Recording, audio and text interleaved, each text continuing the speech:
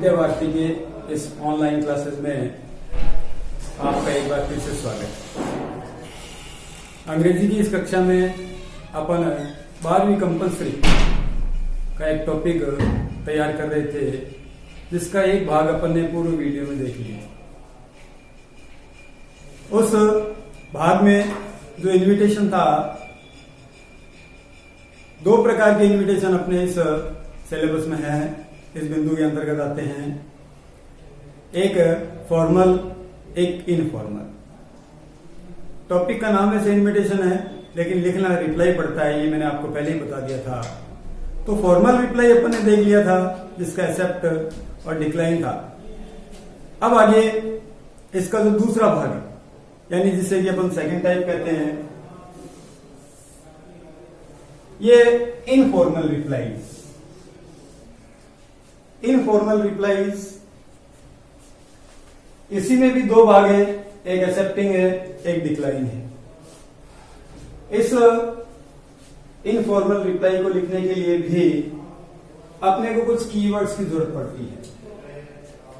Keywords है तो उसी की तरह, लेकिन इसमें एक बिंदु नया है कि मैक्सिमम इन 50 वर्ड्स, ये अपने को 50 शब्दों में लिखना होता है, यानी 50 शब्द से अधिक नहीं। फिर इन ए बॉक्स, जिस प्रकार से अपन ने फॉर्मल रिप्लाई देखा था, एक डिब्बे में लिखते हैं, उसी प्रकार यहां पर भी इस इनफॉर्मल रिप्लाई को भी एक बॉक्स में लिखते हैं, जैसा मैंने यहां पर एक बॉक्स बना रखा है। फिर किस प्रकार से ये लिखा जाता है, जैसा कि इसके नाम से ही पता है कि ये इनफॉर्मल रिप्लाई है, तो ये इनफॉर्मल पत्र की तरह ही लिखा जाता है। फॉर्मल का इसमें कोई उपयोग नहीं है। तो इनफॉर्मल लेटर जिस प्रकार से अपन लिखते हैं, नाम लेते ही पता चल जाता है इनफॉर्मल लेटर है, तो उसमें एड्रेस होगा, किसी को संबोधन करेंगे, बीच में जो टेक्स्ट बॉडी होगी, नीचे भेजने वाले का नाम होगा, वैसा का वैसा पूरा फॉर्मेट इस इनफॉर्मल रिप्लाई में। चलो देखते हैं इसको। इसका मैंने फॉर्मेट नीचे बनाया है कि सेंडर्स एड्रेस, यानी जो व्यक्ति इस रिप्लाई को भेज रहा है, जिसने प्राप्त किया है, वो जवाब लिख रहा है, तो उसका एड्रेस अपन सबसे ऊपर लेफ्ट साइड में लिखेंगे, यानी भेजने वाले का पता। उसके जस्ट नीचे दिनांक, डेट की जो फॉर्मेट है वो दिन, महीना और वर्ष, जैसे अपन आम तरीके से लिखते हैं वैसे इसमें नहीं लिखते हैं। इसमें महीने का नाम अपने को पूरा लिखना पड़ता है। जैसे मान लो आज है 18 मई 2020, ये डेट का फॉर्मेट इसमें अपन लिख सकते हैं। अगर वो थोड़ा कुछ नया करना चाहते हो तो आप लिख सकते हो मई 18 2020। इसका जो दूसरा भाग होता है शुरू, जिसको संबोधन कहते हैं, यानी डियर। ऐसा ही अपन इनफॉर्मल लेटर में लिखते हैं, dear father, dear mother, dear brother. तो इसी में इनफॉर्मल का पैटर्न लगा है, इसलिए अपन यहां पर लिखेंगे डियर, और यहां पर जिसका अपने को इनविटेशन मिला है उसका नाम लिखते हैं। यानी ये संबोधन हो गया, जैसे dear Anil, dear Dinesh, dear Damodar, किसी का भी आप यहां पर नाम जो पत्र के प्रश्न में दिया गया है उसमें लिखते हैं। अब आगे शुरुआत कैसे करें। डियर दिनेश लिख दिया, मान लिया मैंने, तो अब इसको शुरू कैसे करें, इसके लिए मैंने यहां पर 2 पंक्तियां लिखी। इनमें से आप कोई भी एक अपनी इच्छा अनुसार पहले काम में ले सकते हैं। जैसे यहां पर मैंने लिखा पहले, I shall be pleased to be with you to congratulate, और आगे जो भी कार्यक्रम है, जो भी कार्यक्रम यानी फंक्शन, उत्सव, त्योहार, जन्मदिन, जिस भी प्रकार का वो कार्यक्रम है उसको आगे लिखेंगे, किस लिए हमें बुलाया गया है। इसका दूसरा जो भाग है, दूसरी लाइन कि I thank you very much for kind invitation. इन दोनों में से आप कोई भी एक पंक्ति से शुरू कर सकते हैं। इसके बाद में जब अपन ये पंक्ति लिख देंगे, इसके बाद किस कार्यक्रम में अपने को बुलाया गया है, जो भी कार्यक्रम दिया गया है, प्रश्न में जो कार्यक्रम दिया गया है वही लिखेंगे।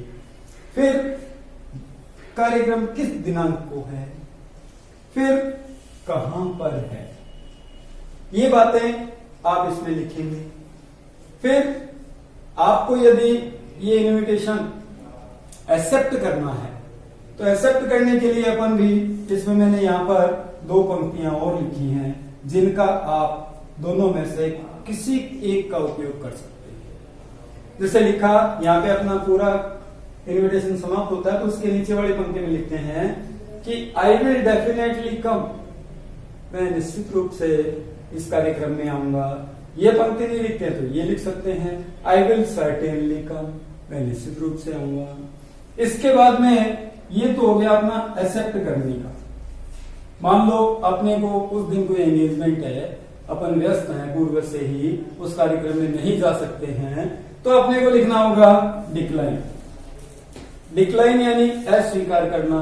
इसके लिए एक ही पंक्ति मैंने लिखी है, ज्यादा ऑप्शन की आवश्यकता नहीं पड़ती है क्योंकि अपन व्यस्त हैं, इसलिए अपन ने कोई अर्जेंट वर्क लिख दिया या कोई मीटिंग लिख दी या घर में कोई अस्वस्थ है उनका लिख दिया। तो I shall not be able to come due to an urgent work, कि इस जरूरी कार्य के कारण मैं आपके इस कार्यक्रम में उपस्थित नहीं हो सकता। जरूरी कार्य आपको प्रश्न में अगला पूछ भी सकता है, कोई ऑप्शन दे सकता है कि भाई आपको यानी 3 रीजन लिखिए, 2 रीजन लिखिए, या जो कारण प्रश्न में बताया गया है उसी कारण को लिखते हुए लिखिए। फिर नीचे नीचे जो इस इनविटेशन को, इस रिप्लाई को जो भेजने वाला है उसका नाम नीचे नीचे आएगा। इसके लिए अपन संबोधन करेंगे योर सिंसियरली।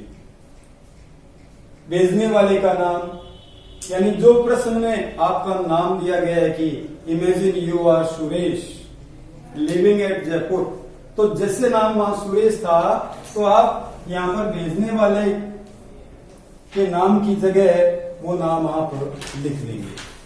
तो ये इस इनफॉर्मल रिप्लाई को लिखने का एक फॉर्मेट है जिसको कि अपन इस हिसाब से कैसे कैसे इसको लिखेंगे। आगे मैं आपको एक एग्जांपल बता रहा हूं कि अपन इसका रिप्लाई और डिक्लाइन किस प्रकार से लिखते हैं। आगे वाले भाग में अभी मैं आपको यहां पर एक एग्जांपल बताऊंगा। तो इनफॉर्मल रिप्लाई का एक एग्जांपल, किस प्रकार से इसमें प्रश्न दिया जाता है और अपन उसमें से प्रश्न में से कौन कौन सी बातें अपने इस उत्तर में लिखते हैं। तो देखो प्रश्न को देखते हैं पहले कि imagine that you are Damodar. जैसा कि मैंने आपको बताया था कि अंत में जहां पर योर सिंसियरली लिखते हैं उसके नीचे इनविटेशन प्राप्त करने वाले व्यक्ति का नाम लिखते हैं। अब यहां पर इस प्रश्न में स्थान नहीं दिया गया कि आप कहां रहते हैं। मैंने जानबूझ करके नहीं लिखा ताकि अगर परीक्षा में ऐसा आ जाए तो क्या करें। तो अपन जहां निवास करते हैं, जहां अपना घर है, अपन जहां रहते हैं, उस शहर का नाम सबसे ऊपर लिख देंगे रतनगढ़। फिर मैंने आपको बताया था कि आप इनविटेशन का जवाब किस तारीख को दे रहे हो, तो वो तारीख 18 मई 2020। फॉर्मेट मैंने बताया, यहां पर मई की जगह 5 नहीं लिखना है, मई का मई ही लिखना है।